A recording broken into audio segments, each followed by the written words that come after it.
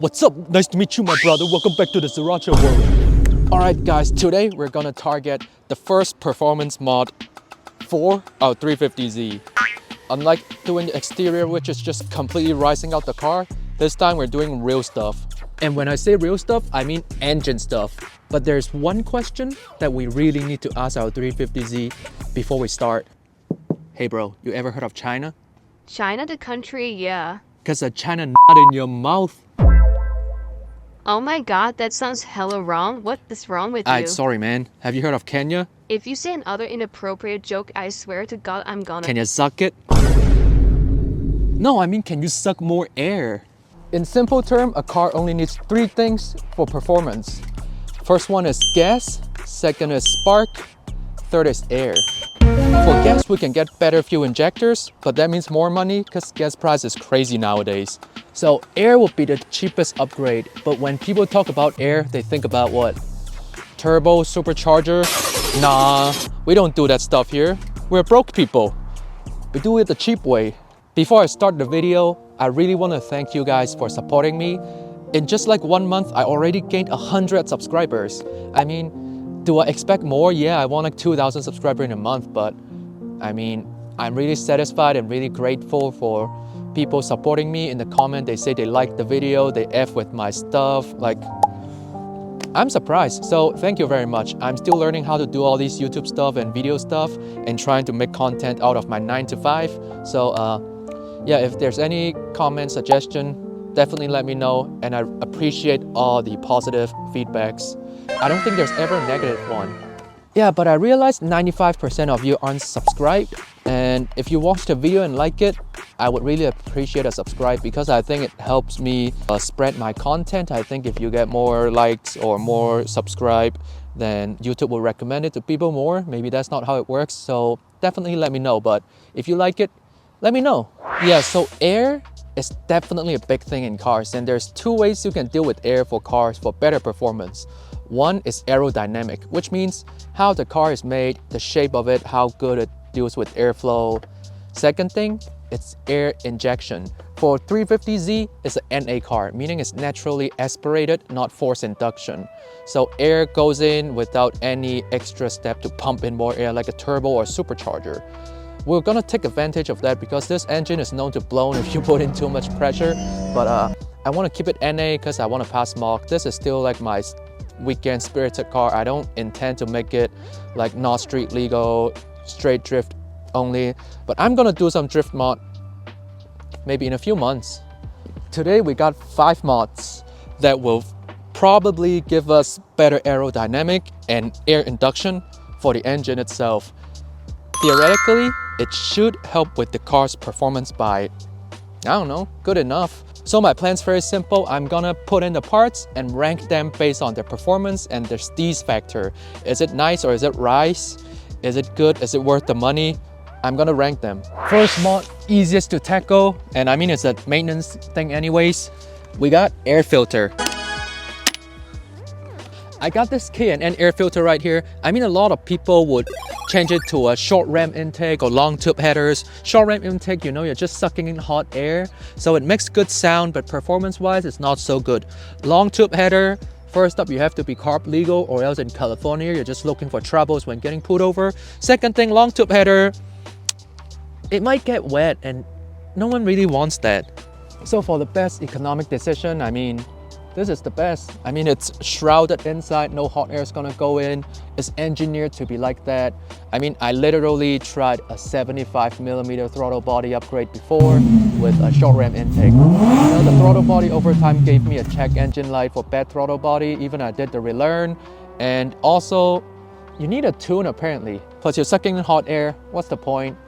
So literally, I've played these games before!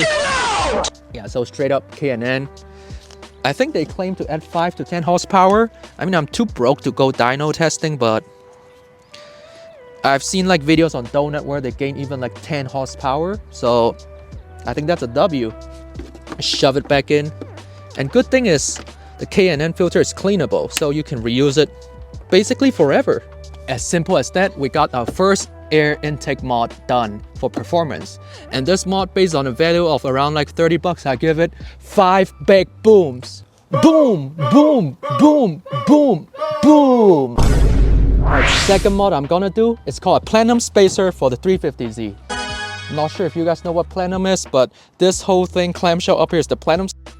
Basically, air goes in here and it gets distributed inside this thing into all 6 cylinders.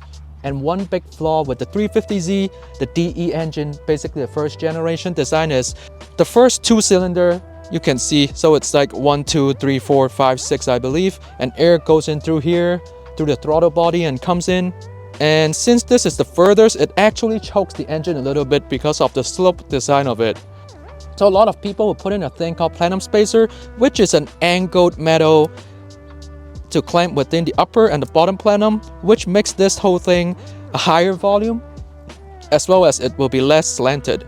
So air will distribute more evenly into the first 2 cylinder. And basically that's better performance because it gets more air. The installation of the Plenum spacer is actually super easy. I've done this twice already, so I'm not lying to you. I feel like everyone with the 350Z, this is a must-have mod and you guys gotta try it. And straight up, GKTech provide the best and the funniest automotive tutorial online. All you have to do, to be honest, is using a 10mm socket and an impact gun to take out all the bolts around it. The tutorial does fail to mention that you need this socket, and it was a pain in my ass. It's called E5 socket and it takes out these studs on the side. But aside from that, all you need to do is just put on these long studs in the middle, and then it will allow you to put on the spacer itself. You do have to learn about this method called double nutting if you haven't done it in your bathroom or bedroom yet. But basically, you just use a nut to thread on these double-sided bolts. Here's a tutorial that literally saved my day, so I definitely recommend you guys to watch it. And guys, extra careful when you put on these studs. You don't want to did what I do and almost have a piece of metal falling into your cylinder. God, I almost died! No!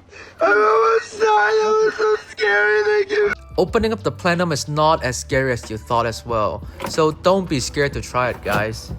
Personally, I've got this Plenum spacer from my old car already, so it's an easy, simple transfer. You just need to take off the bolts and rebolt everything in and torque it down to spec. It was a pretty easy process. I think everyone can do it as long as you have a ratchet. You don't even need a drill.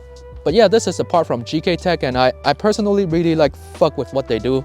I think their price can be slightly cheaper if possible, but the quality material is really nice. I had their spacers, like wheel spacer, Plenum spacer, rack spacer.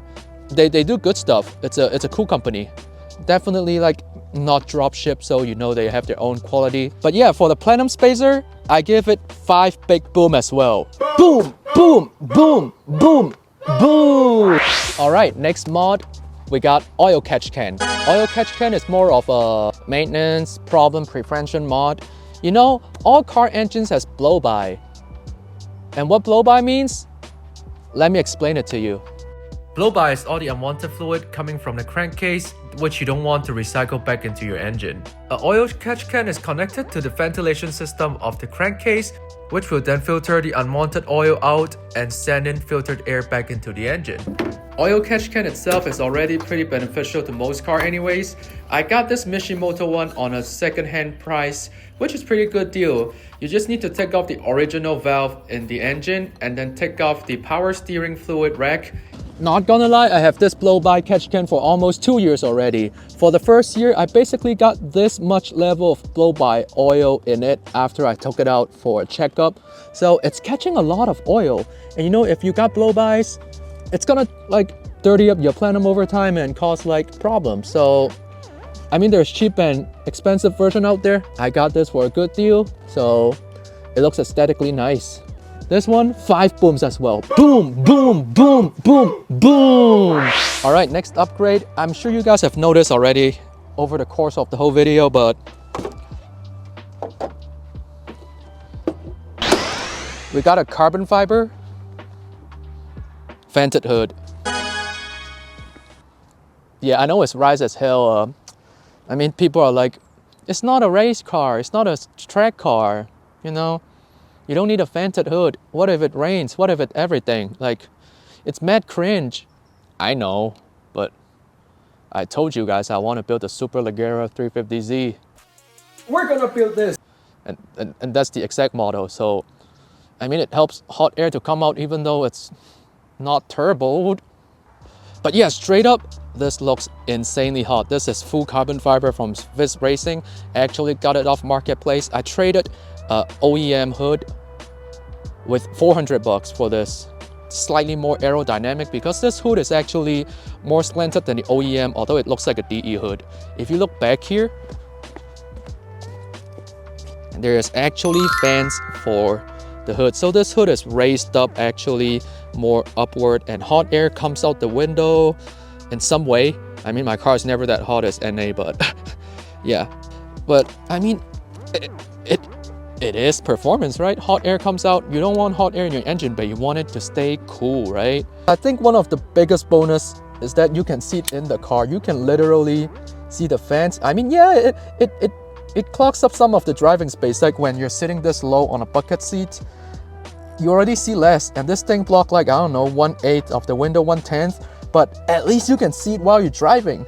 There's not so many mods, you can see it, right? So you can feel like it's there. Like, I know it's money well spent because I can see it all the time instead of just feeling it. It looks really cool and it gives me the design I want. So straight up 3 booms. Boom, boom, boom! Final mod on this list, we got some Ganador mirrors. Yo, I gotta say, like, as cool as they look, the finishing is actually kind of... Brother, you know, not so good, brother. And to install this, it's not hard at all. You just take out the door panel and then take out the original side mirror. All right, next up, we have to drill into the actual car, which I'm not a big fan of, but the hose won't line up if I don't, so let's do it. Oh my god!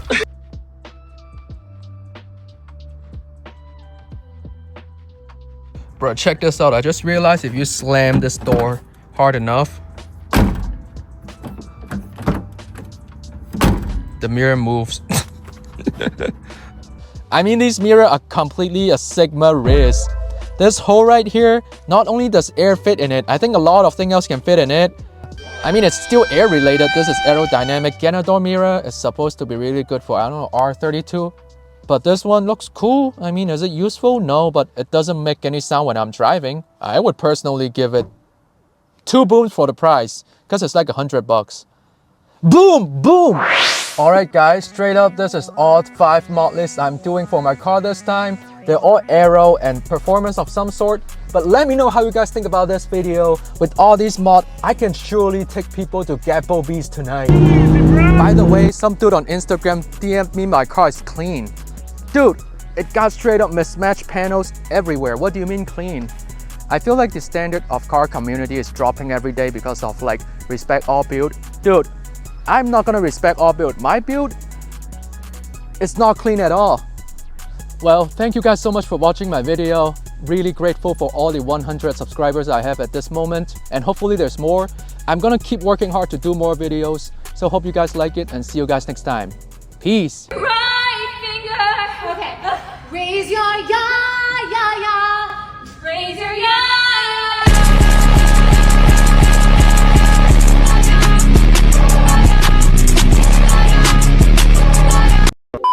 Also, if you're a viewer and you own a 350Z, 370Z, I mean whatever kind of fair lady, DM me on my Instagram. I want to see your build. I got more plans up and coming.